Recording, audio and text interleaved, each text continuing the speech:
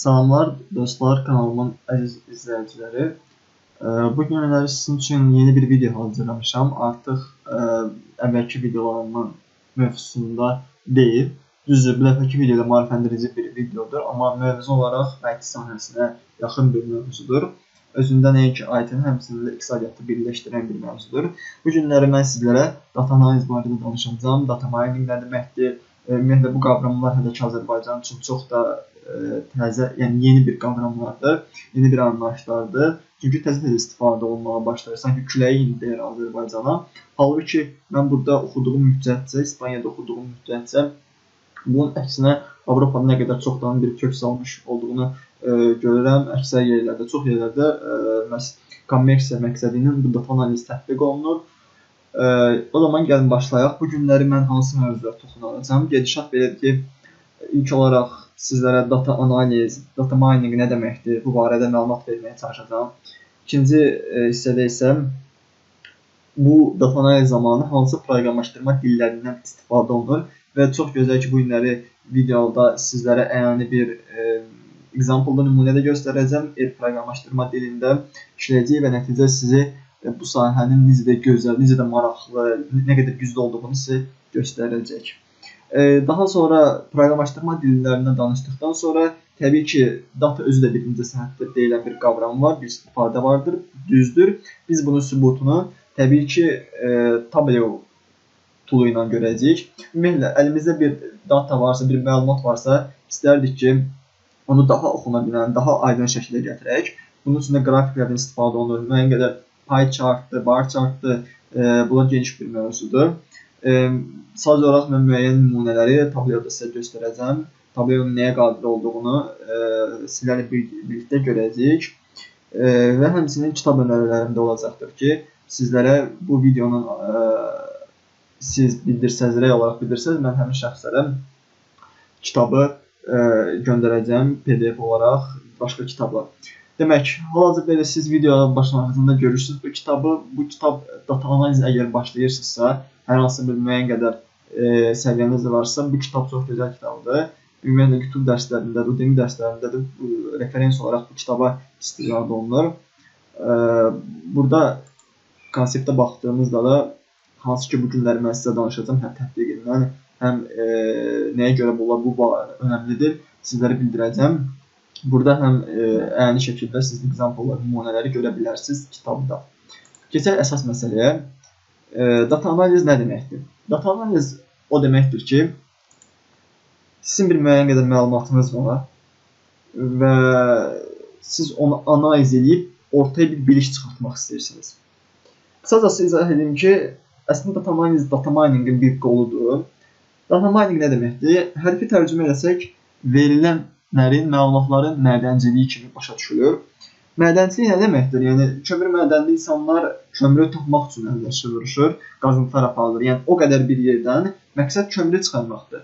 Və yaxud da ki, sizə bir litrlik bir su verirlər, deyirlər, bu təmizdir, bu çirklidir. Sadəcə deyirlər, siz o sudan içməli su hasil edirsiniz. Bu da data miningdir. Sanki istədiyiniz içməli suyu axtarıb çıxardırsınız o sudan və yaxud da dənizdən. Bu data miningdir. Data miningdə məlumatlar toplusundan sizə lazım olan məlumatı çıxartmaqdır. Hazırlamaqdır ki, hansı ki, o artıq bilik səviyyəsinə gəlib çatır. Belə. Data mining özü də müxtəlif qollardan ibarətdir ki, bu günləri mən sizə bildirəcəm. Məsələn, bura aiddir, association aiddir, sonra clustering aiddir, classification aiddir ki, bunlar çox böyük və maraqlı bir sahələrdir ki, tətbiqi insanı heyrətə gətirir və biz bunlardan birini tətbiq edəcəyik sizlə proqramlaşdırma dilində association görəcəksiniz ki, çox maraqlı bir sahəsidir. Və istərdim başlayaq artıq proqramlaşdırma dillərindən. Demək, gördüyünüz kimi bu proqramlaşdırma dilidir. Çox adama bəlkə də yad ola bilər bu dil. Proqramlaşdırma dili əsasən statistika yönümlü məsələlər istifadə olunur. Statistika ehtimal nəzəriyyəsi, data analiz sahəsində çox istifadə olunan dildir. Ümumiyyətlə, data analiz deyəndə iki proqramlaşdırma dili əsas götürülür. Bir, proqramlaşdırma, bir də Python dili. Python dili daha necə deyirlər, geniş vüsət alır. Nəyə görə? Çünki Python dili təkcə statistika yönümlü deyil. Orada yəni vizyon baxımından Python daha öndədir. Amma ümumən götürdükdə data analizdə bu iki dildən birini bilsəz çox böyük avantajdır, bilməlisiniz də. Əgər yaxşı bir data analizçi olmaq istəyirsinizsə. Mən yolumu R proqramlaşdırma dili ilə davam etdirəcəm. Və bu günləri sizlərə qeyd etdiyim kimi association rule-dan danışacağam. Bu nə deməkdir? Association rule-da müxtəlif qaydalar istifadə, müxtəlif rullar istifadə olunur. Bunlardan biri də a priori adlanır. A priori, yəni əsaslılıq burada götürülür. Necədir məsələ? Sizə bir örnək deyim. Məsələn, buna elmi dildə deyirlər market basket analysis. Yəni mağaza səbət analizidir. Necədir? Normalda biz görürük ki, məsələn, bir insan mağazaya getdiniz, deyək ki, makaron bişirəcəksiniz. Nə alırsınız? Makaron alırsınız, ketçup alırsınız, pomidor alırsınız və yanında hər hansı bir qazlı bir risk alırsınız ki, bunlar bir-birindən tandem təşkil edir, bir-birini tamamlayır. Ona görə də siz bu səbətinizdən bu məhsulları yığarsınız. Amma bəzən elə olur ki, məhsullar arasında hər hansı bir bağlantı tapmaq olmur. Təbii ki, sizə görə bağlantılı bir şeydir, müştəriyə görə, amma sahibkarə görə yox. Belə bir nümunə gətirək sizə. Amerikada bu kitablarda da qeyd olunur, yəni YouTube-da da baxsaz dərslərə bu nümunəni görəcəksiniz. Amerikada Walmart deyilən bir mağazalar şəbəkəsi var. Onlar araşdırma ediblər, deyək bir aylıq bir transactionları, datanı qoyublar ortaya ki, insanlar hər bir müştəri üçün, tutaq ki, yazılıb orada bir nömrəli müştəri çörək, kalbası aldı, 2 nömrəli müştəri ancaq pomidor aldı, belə və s. ilə axır. Onlar analiz ediblər, ortaya çıxıb ki, nədənsə bir insan Pampers alırsa, o adam gedib pivə də alır. Onlar çox qəribə gəlir. Əslində heç hamıya qəribə gəlir ki, yəni pivə hara Pampers hara. Yəni makaronla pomidor alsaydı yenə ağla batan olardı, amma pivə hara Pampers hara. Onlara bu çox qəribə gəlir və baş fikirləşirlər, nəyə görə belədir? Sonra təbii ki, səbəbi artıq qeyd olunub, insanlar nəticəyə gəlirlər ki, məsələ belədir ki, bir kişi, bir ata, məlum məsələdir ki, övladı olmamışdan qabaq öz dostları ilə, necə deyirlər, həftə sonları görüşürdü işdən sonra. Amma artıq onun buna vaxtı yoxdur. Çünki onun övladı var, körpə övladı. Və o fikirləşir ki, o vaxtını dostlarınla keçirmək yerinə o bu əyləncəni evdə də edə bilər. Bəs necə? O sadəcə bir pivə alır və elə Pampersdə alanda elə bir pivə də alır. Lol desək, yol üstə də bir pivə də alır və öz səbətinə əlavə edir. Və bu bağlantını tapırlar. Nə edirlər? Yaxşı, bu bağlantını tapdıq. Gördük ki, adam əgər Pampers alırsa, əksər faiz hallarda pivə də alır. O zaman market sahibləri pivə ilə Pampers rəflərini yanaşı qoyurlar. Və görüblər ki, müəyyən bir müddət keçdikdən sonra görüblər ki, satış artır. Yəni, məsələn, mən bugün Pampers aldım, istəyirəm pivə də alacam. Yəni, əksər faizalarda adam pivə də alır. Mən əgər bir də gedib pivəni axtarına kimi, o ehtimal aşağı düşürlər. Amma görsəm ki, pivə orada var, düz yanındadır, mən pivəni alacam. Və belə ki, nə olacaq? Gəlir 60 olacaq. Bəs yaxşı, necə istifadə olunur, necə tapmaq olar ki, nəyi alan, nəyi neçə faiz hallarda alır? Bunu biz R proqramlaşdırma dilindən association rule vasitəsilə bugün sizə göstərəcəyik. Necədir? Gəlin bir-biri baxaq. Bu gördüyünüz kimi RStudia'da açdıq. Bizim konsol hissəmiz var. Bizim burada görəcəksiniz files, close, package, help, viewer və burada bizim nəyimiz var, hansı datalarımız var görəcəksiniz. Gəlin birinci baxaq. Biz datanı bura necə deyirlər, load edəsə yapışdırmalıyıq. Əvvəla bizim database'imiz haradadırsa, datasetimiz haradadırsa, bu Excel faildə ola bilər. Məsələn, bizim database failimiz data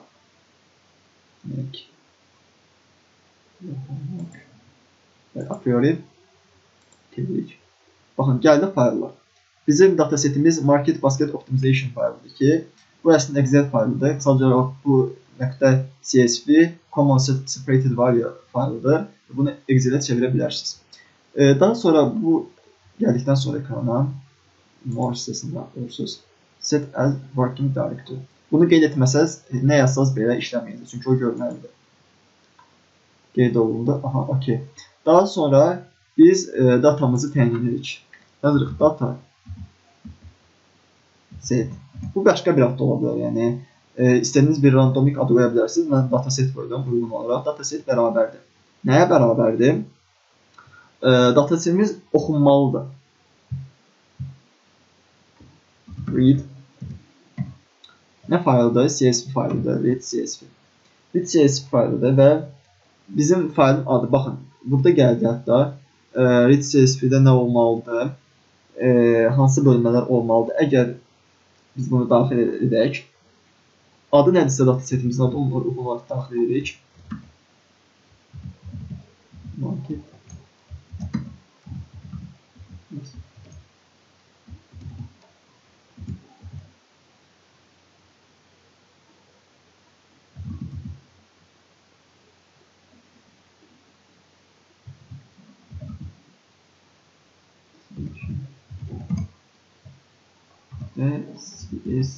Ümid edirəm düz yazdım deyə düşünürəm. Başqa yoxdur. Düz yazdım deyə düşünürəm. Düzəldim. Daha sonra vergülümüzü qoyuruq və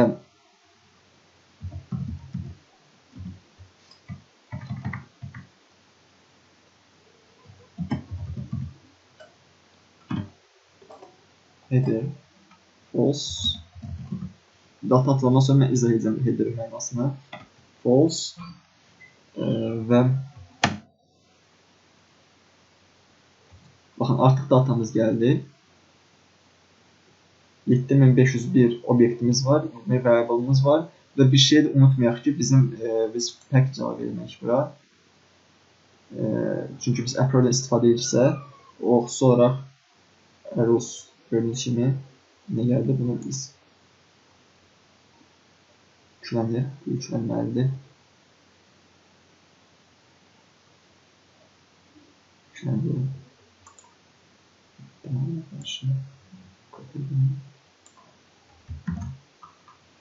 Pişdiririq biz bura. Bizim datasetimiz var. Gəlin baxaq görək bizim datasetimizdən nə yapımız var. Bizim datasetdə məhsullar var. Baxın, məsələn, bir nömrəli müştəri gəlib alıb bu meyvələri. 2 nömrəli müştəri burger salıb, yumurtalar alıb və s. və s. Burada bizim 7500 satışımız olub, yəni 7500 müştəri gəlib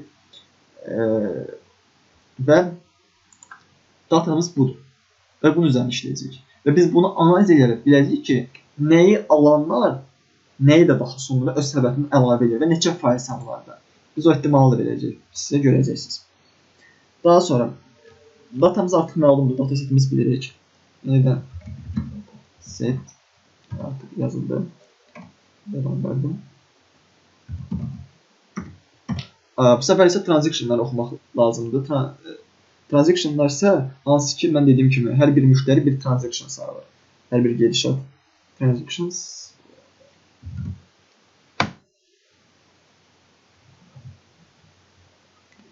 Vaxt bitirmək istəmirəm.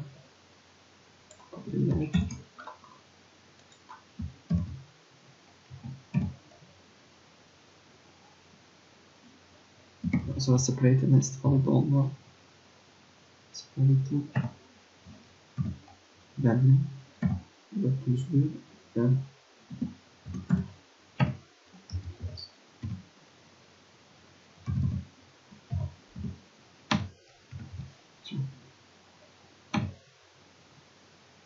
İndi ən maraqlı bir yaza bilərik.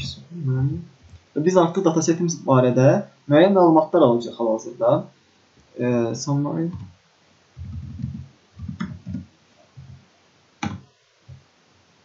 Gördüyünüz kimi rəqəmlər gəldi, mən bunu biraz böyüdüm.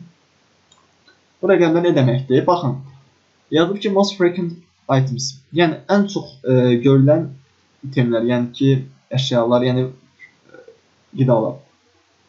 Baxın, su, mineral su 1788 dəfə qeyd alınır. Yəni, ən çox alınan qidamız məhz buymuş. Daha sonra gəlir yumurtalar 1348 dəfə görülür, spagetti 1306 dəfə və s. Və bu rəqəmlər nə deməkdir? Gördüyünüz bu set isə.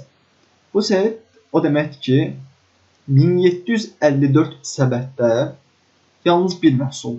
Yəni 1754 nəfər gəlib, yalnız bir əşya alıb, bir qida alıb, çıxıb gedib.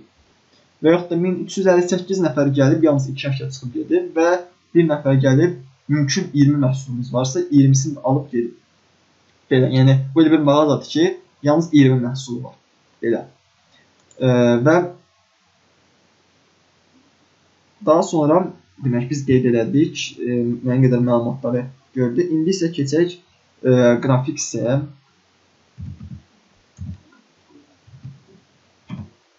Biz qrafik parçasından görəcəyik ki, məhsullar nə qədər çoxalınıb. Datasetimizi daxil edirik.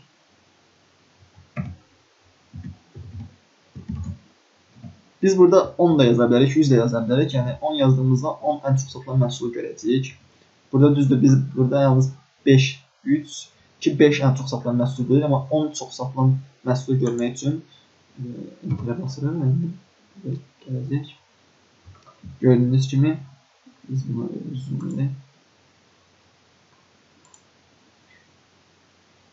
Gördüyünüz kimi ən çox satılan sudur, yumurta, spagetti. Biz şokoladiya kimi gəlmişdi, göstərmişdi. Amma daha sonra yaşıl çay var, süd və s. göstərir bizə. İndi daha sonra qrafikini görürüz və əsas yerə keçirik. İkinci bir hissə ondan ibarətdir ki, buna deyilər Training a Priori on Dataset hissəsidir. Biz qaydalar hazırlamalıyıq. Nəyə görə aralarında hansı qanuna uyğunluqlar var? Bizə proqramımız qanuna uyğunluqların sayını da göstərir və qanuna uyğunluqların ehtimalını da göstərəcək. Təbii ki, rules yazmalıyıq, qaydalar. Biz hansı modeldən istifadə edirik? A priori modeli. İki modeli, bir a priori, bir eclat, amma a priori daha məşhurdur, daha çox məlumat verir bizə. Data. Öz data setimizi yazırıq. Daha sonra bizim parametrlərimiz var. Parametr.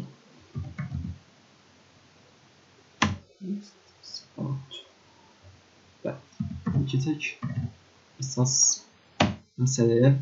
Data analiz edən hissələrdən birindən.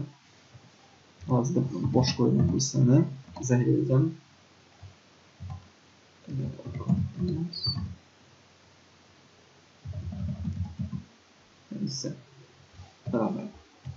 Support confidence nə deməkdir? Nə anlayışlardır ki, hansı ki market basket analizdə əsas iki anlayışdan, yəni əsas iki anlayışdır bunlar.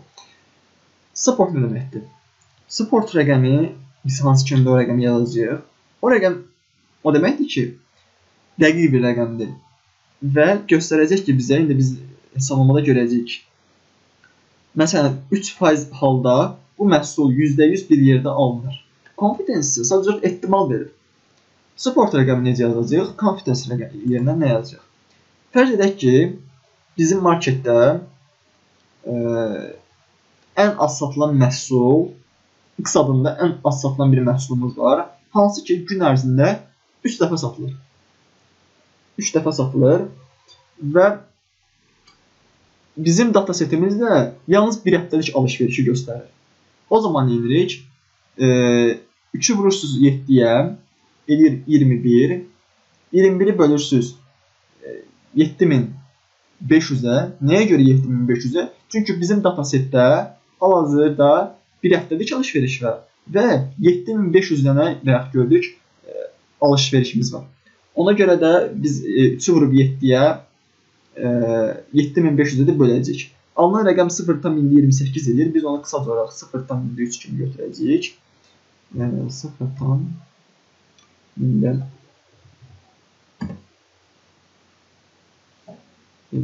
var.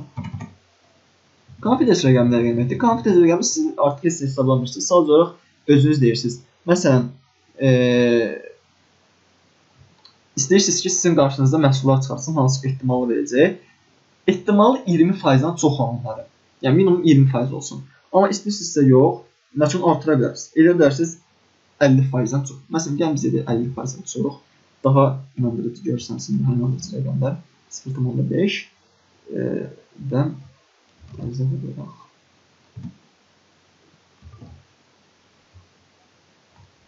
Düzdür, deyək düşürürəm. Düzdür. Baxın. Bu Bu qədər hissədən ən əsas rəqəm budur. 83 qaydamız var. 83 qayda nə deməkdir? Yəni 83 qanuna uyğunluq var. Siz confidence rəqəmini nə qədər artırsanız, bu qaydaların sayı azalacaq. Çünki faizi artırmış olursunuz, ona görə də ehtimallar da azalır. 83 qaydamız var. Bəs yaxşı, biz bu qaydaları necə görə bilərik? Göstərməklə, vizuallaşdırmaqla. Inspect. Inspect'dən al.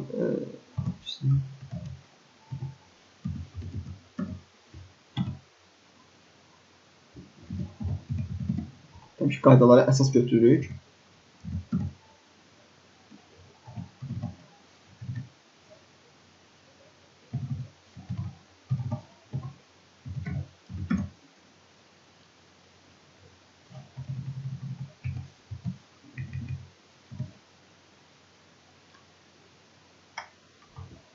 Və ilk 10 dənəsini istəyiriksə, yəni 83 qayda deyilsə, biz ilk 10 dənəsini görmək istəyirik. O zaman notacı içərisində 1-dən 10-a kimi olanları bizə göstərməsini istəyirik və enter basırıq. Budur, gəldi. Bunlar nə deməkdir? Sport rəqəmləri var, confidence var. Məsələn, götürək 60% ehtimalla, böyük ehtimaldır. Deyir ki, bizə, əgər adam soyulmuş, yəni soyuducuda olan tərəvəzlə mineral su və şorba alırsa, o adamın süd alma ehtimalı 60%-dir. Bəlkə də bu sizin üçün gerçək görsənməyə bilər ki, yəni südlə südün nə əlaqəsi var, amma bu Amerika bazarıdır, yəni Amerikada ola bilər hər şey. Bu ölkədən ölkəyə dəyişir və bir şey də deyim ki, yeri gəlmişkən, deyək ki, sizin mağaza şəbəkəniz varsa, siz götürüb hamısında eyni şeyi tətbiq edib bilinərsiniz. Bu olmaz. Nəyə görə? Çünki hər bölgənin öz müştəri davranışları var. Ona görə də hətta Bakıda olsa belə, siz qəsəbədən qəsəbəyə insanların davranışı dəyişdiyindən onların alış-veriş qabiliyyətləri də, alış-veriş davranışları da dəyişmiş olur. Yəni, bir bölgə ola bilər, bir qəsəbə ola bilər, bir şeylə bir şey almır, amma bəziləri ola bilər ki, qəribə görsənsə belə onu alır. Ona görə də hər qəsəbə üçün, hər bölgə üçün eyni şey demək olmaz. Hərəsi üçün mütləq ayrıca fərqli analiz olmalıdır. Demək, 100-ə vurduq normal olaraq bu kəsir rəqəmidir. 60% ehtimalla, 61% ehtimalla göstərir ki, adam alacaq. Təbii ki, support nə deməkdir? 3% hallarda bu alınıb, yəni mütləq alınıb. Süd, bu frozen digər qidalarına bir yerdə alınıb. Amma 60% ehtimalla alınıb və yaxud da, baxın, burada 76%'lik bir göstərici var. Tərəvəz alınıb, daha sonra milk alınıb, süd alınıb, şorba və suyun alınma ehtimalı 76%'dir. Belə bir şeylər var ki, görə bilərsiniz ki, məsələn, ən yaxşısı ət alınır, spagetti alınır, onun ehtimalı 68% kimidir. Belə. Çünki biz sərhəddə burada özümüz qeyd edirdik ki, hansı faizdən yuxarı olsun. Bu bizim data analizimiz idi, hansı ki səbət üzərində analiz etdik və nəticədə gördük. İnşallah o gün olar ki, Azərbaycanda da mağazalarda bu qaydalar istifadə olunar. Çünki ham maraqlı özgələrini artırmaqda. Və keçək ikinci bir hissəyə, proqramlaşdırma dili ilə bitirdik. Və həmçində bir şey də qeyd edelim, nələr eləmək olar? Bir də bu a priori association rule-dur, bir də var classification rule-dur. Classification rule-da da kisə bir şey danışım. Bu predictdir. Predict vasitəsilə siz sizin məhsulunuz kim tərəfindən alına bilər, alına bilməz. Yəni konkret olaraq sizin məhsulları ala biləcək potensiala malik olan müştərilərə fokuslanmanızda kömək edir bu predict və 2 yox, əslində çox məhdud, 5-6 qayda var, amma 2 qayda daha çox istifadə olunur. Biri linear regression metoddur, bir də ki Neighbors metodudur ki, amma sizə məsləhət görərdim ki, istifadə edərsəniz, linerdən çox da istifadə edəməyin. Çünki ən çox xəta baxımından, məsələn, 100 dənə predict versə, liner metod təqribən 17 dəfə xəta verəcəksə, 100-dən 17-sini səhv edəcək, qalanını düz edəcək, 83-ünü. Amma Neighbors isə təqribən 11 dənə səhv deyir. Təqribən yəni ki, onsa yazılacaq orada göstərir. 11 dənə səhv deyir. Qalan 89 hesablama isə düz çıxır. Yəni 89 dənə müştərini artıq siz əlinizə saxlaya bilirsiniz. Bu data analiz vasitəsilə. Bu proqramlaşdırma tərəfi idi. Keçmək istəyirəm indi qrafik tərəfə. Bu daha maraqlı bir hissədir. Kimlər ki, rəngləri, incəsənəti xoşlayır. Tableau'dur. Yüklənmə baxımını izah eləmək niyyətini deyiləm. Çünki alada vaxtımı istəmirəm geçsin. Çox sadə bir şeydir. Faylı seçirsiniz. Əgər CSV faylıdırsa text fayl seçirsiniz. Excel faylıdırsa Microsoft Excel bölməsini seçirsiniz. Və bizim hansı ki Tableau öz saytında yerləşdirib bu faylı bir supermarketin satışlarıdır. Ölkələr üzrə orada kateqoriyalar var. Hansı ki bu sizin exercise eləməyə kömək edir. Yüklənməsin.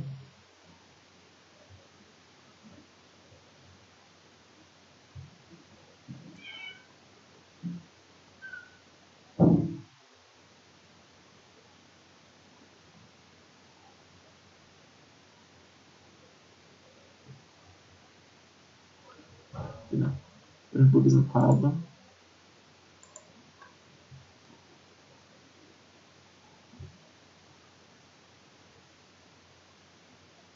Ümumiyyətlə başqa tool'lar da var, amma bu Big Data üçün istifadə olunan var. Apache'dir, Apache Spark'dır, Hadoop'dur. Onlar Big Data üçün istifadə olunur, amma belə datalar üçün ehtiyac yoxdur. Onları Tableau ilə işi görmək olar. Və trial yükləyəndə 14 gün istifadə edə bilərsiniz. Amma publik var ki, onu daimi istifadə edə bilərsiniz. Hər hansı bir gün limiti yoxdur. Amma bəzi şeylər də orada yoxdur. Məsələn, qrafikinizi şəkil kimi çıxarda bilməlisiniz. Düzdür, PDF kimi çıxarda bilərsiniz, amma şəkil kimi yox. Düşünmürəm bu sizi çox da geri salar, amma əsas şeylər yəni publikdə də var, görürsünüz Tableau.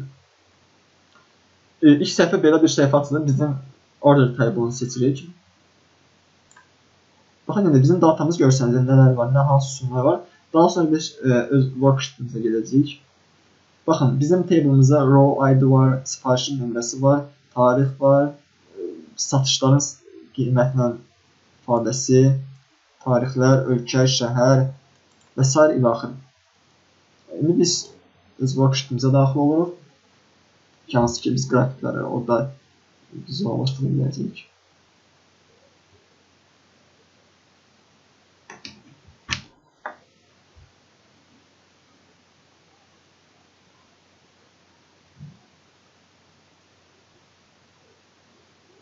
Data müəyyən qədər böyük olduğundan vaxt biraz uzanır. Nə qədər kiçik olsa bir o qədər daha tez qoşulur baxışdır.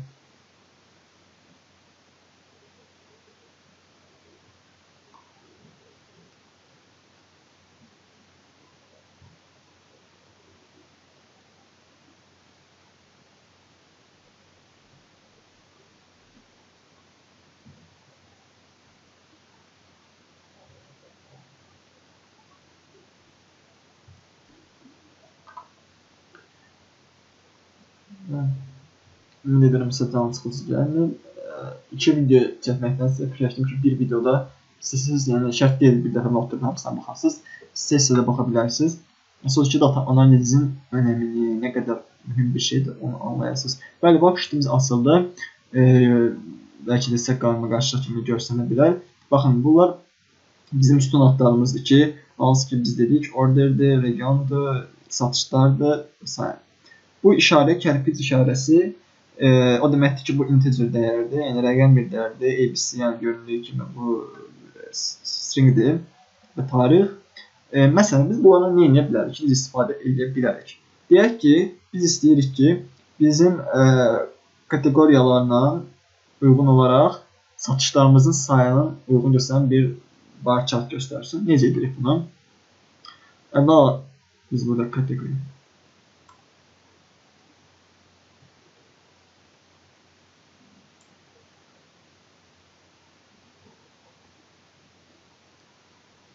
Üç kateqoriyamız var.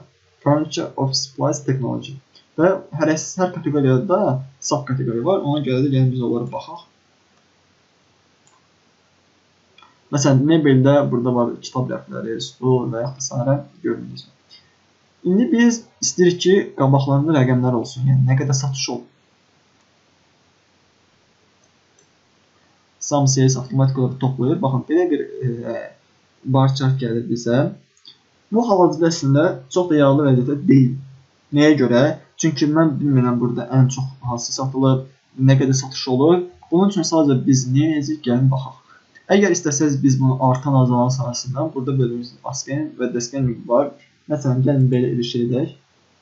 Klikləyəndə hər bölmə üzrə baxın, yuxarıdan aşağı gəlməyə başladı. Və biz istəyirik ki, bu hissələrdə mən üstünə gətirmədən, baxın, üstünə gətirəndə sales verdi. Mən istəyirəm ki, üstünə gətirmədən artıq yanında yazılsın. Bunun üçün eləyirik, sales'i götürürük, label bölməsinə gətiririk. Baxın, rəqəmlər verildi. Mən deyirəm ki, yox, rəqəmlər istəmirəm, mən faiz istəyirəm. Bu da problem deyil. Sum sales, calculation və percent of total. Baxın, faizlərlə məsələn, göstərir ki, stolların satış faizi 11,88 faizini görürsünüz, artan azalan sırayla. Və yaxud da belə bir şey demək olar, rənglərlə vizuallaşdırmaq. Məsələn, siz istəyirsiniz ki, gəlin bunu quick tab'la.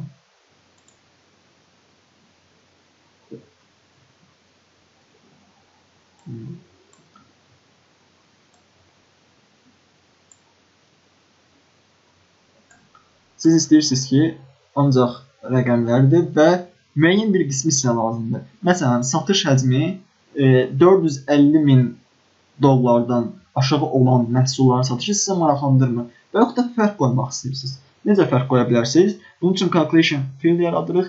Məsələn, if-else metodunu istifadə edəcəyik. Bəlkə də sizə qarmağa-qarışıq gəlir, amma mən sizə tablonun gücünü göstərmək istəyirəm. Bu təbii ki, tabi ödərsi deyil. Bu calculation field.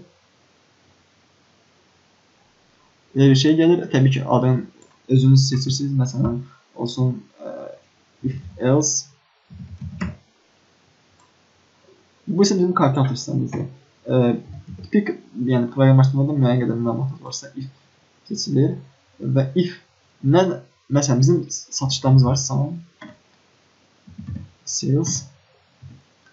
Mən istəyirəm ki, mənim satışlarımın 350.000-dən yuxarı olanlar məni maraqlandırır. Aşağıda olanlar məni maraqlandırmır. 350-dən yuxarı.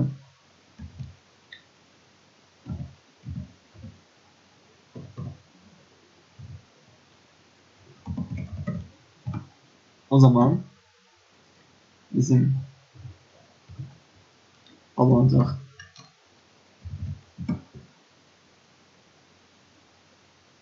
belə deyək, gəlin Azərbaycan dilində yazaq.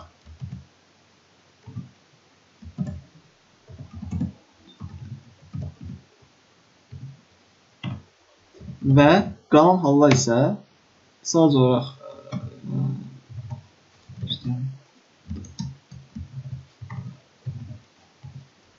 bizim maraqlandırır və aşağı gəlir statusu alınır.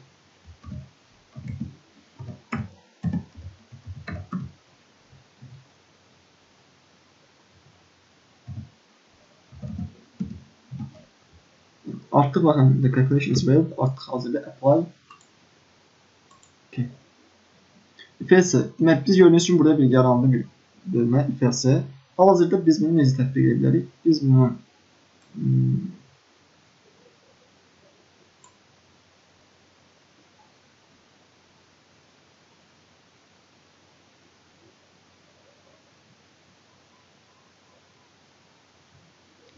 baxın, qısacası əslində kolonun üstünü bölməsinə də gətirə bilərdik.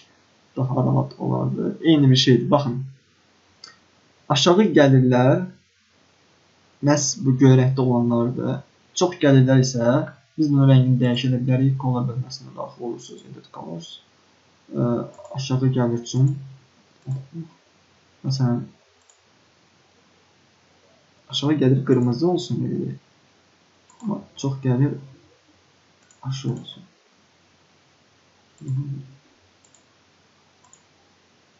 Baxın, yaxşı gəlirlər, yəni artıq yaxşılıqdır. Beləliklə, vəziyyətlər yaxşıdır, amma qırmızı isə sanki hərcan bildirir. 300.000-dən aşağı, 350.000-dən satışlar aşağıdır. Bu tablodur. Burada müxtəlif cür qısaca göstərim, pie chartdır, rəqəmlərlədir, box bloklar yaratmaq olur. Yəni çoxlu burada funksiyalar vardır ki, istifadə edə bilərsiniz. Yəni bunların hər birinə ayrıca danışmaq istəmirəm. Color nədir, size, label. Label-ı gördüyünüz ki, rəqəmləri qıraqda göstərmək üçündür və s. Yəni sizin datanız daha oxuna bilən hala gətiriləcək. Yəni əgər siz bir prezentasiya hazırlayırsınızsa, orada mütləq vizuallaşdırmaq olmalıdır. Yəni quru-quru sözlərlə yazılmalıdır ki, bundan bu qədər satdıq, bundan bu qədər satdıq. Xeyr, əməlli bir siz qrafik olmalıdır. Ən yaxşısı siz tabloda hazırlaya bilərsiniz ki, bunu da rahatca edə bilərsiniz. Çox da məncə çətin interfeysə malik bir şey deyil. Öyrəndikcə yadda qalan bir şeylərdir. Bu tablo haqqında demək bizim qaldı bir mərhələ.